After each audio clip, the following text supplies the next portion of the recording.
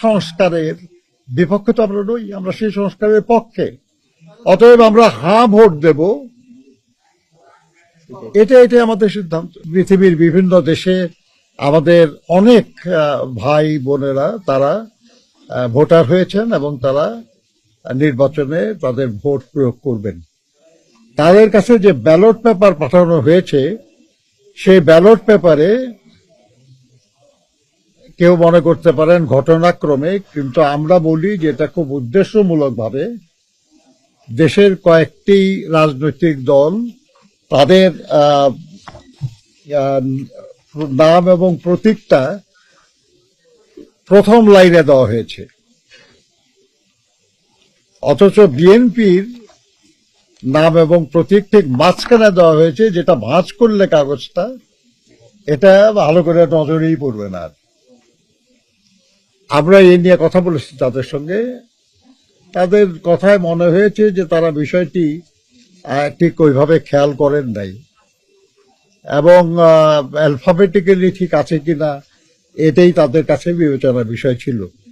কিন্তু আমরা তাদেরকে বলেছি যে আপনারা এখানে 5টা লাইন করেছেন, 5টা কলাম করেছেন এবং 14টা লাইন করেছেন, যার ফলে 3টি রাজনৈতিক দল, বিশেষ রাজনৈতিক দল, তাদের নাম এবং প্রতীকটা প্রথম লাইনে এসে গেছে।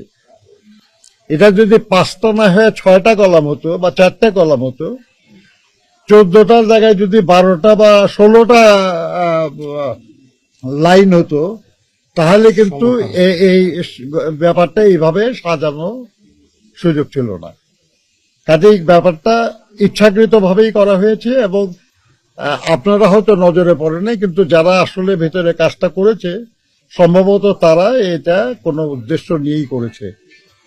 আমরা তাদেরকে অনুরোধ করেছি যে বিদেশে যে ব্যালট পেপারগুলো পাঠানো হয়েছে সময় থাকলে সেটাও সংশোধন করা, আর দেশের ভিতরে যে ব্যালট, পোস্টাল ব্যালট যাবে এবং সেটা এখনো পাঠানো হয় নাই, আমরা তাদেরকে পরিষ্কার বলেছি যে এই কৌশল যেন দেশের ভিতরে পোস্টাল ব্যালটে কার্যকর করা না হয়, এটা যেন সংশোধন করা হয়।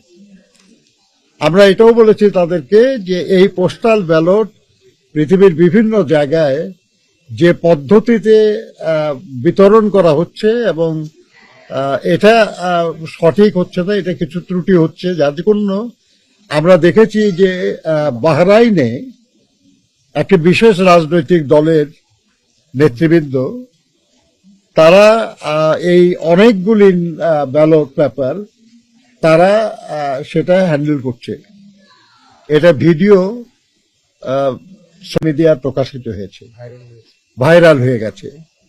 তো ওনারা বললেন যে এটা তাদের নজরে এসছে এবং তারা বাহরাইনে রাষ্ট্রদূতের সঙ্গে যোগাযোগ করেছেন এবং সেখান থেকে যে রিপোর্ট বাহরাইনের গভর্নমেন্টের কাছ থেকে এসছে সেটা এটা স্বীকার করা হয়েছে যে হ্যাঁ এরকম একটা ঘটনা তারা জেনেছেন।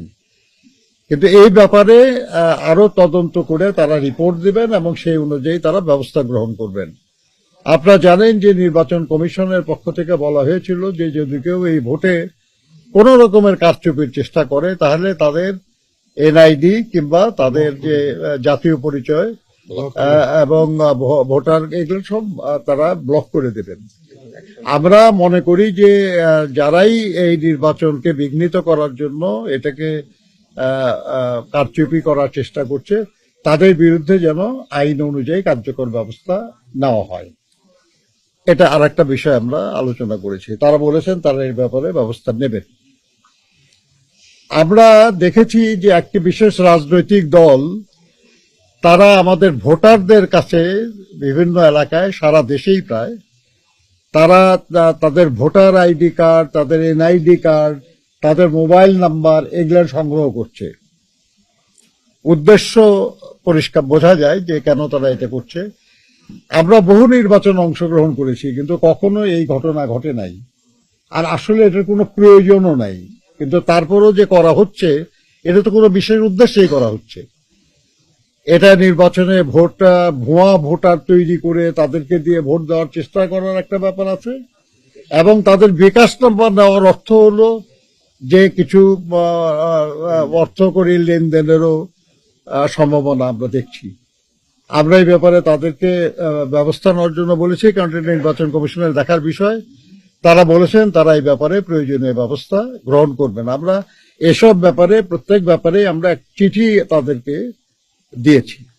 আমরা যেসব বিষয়ে একমত হতে পারি নাই সেগুলো আমরা নোট অফ ডিসেন্ট দিয়েছি। এই নোট অফ ডিসেন্ট আমরা না খালি, অনেক ব্যাপারে অনেকেই দিয়েছে। যেমন নারী আসনের ব্যাপারে তো অন্য রাজনৈতিক দলগুলি নোট অফ ডিসেন্ট দিয়েছে, আমরা দিই নাই। নারী আসন বৃদ্ধি আমরা চেয়েছি, তারা নোট অফ ডিসেন্ট দিয়েছে, তারা চায় না আসন বৃদ্ধি, এবং তারা কোন নারীকে নমিনেশনও দেয় নাই। তো এখন ব্যাপার হয়েছে যে সেই সংস্কারের বিপক্ষে তো আমরা নই, আমরা সেই সংস্কারের পক্ষে। অতএব আমরা হাঁ ভোট দেব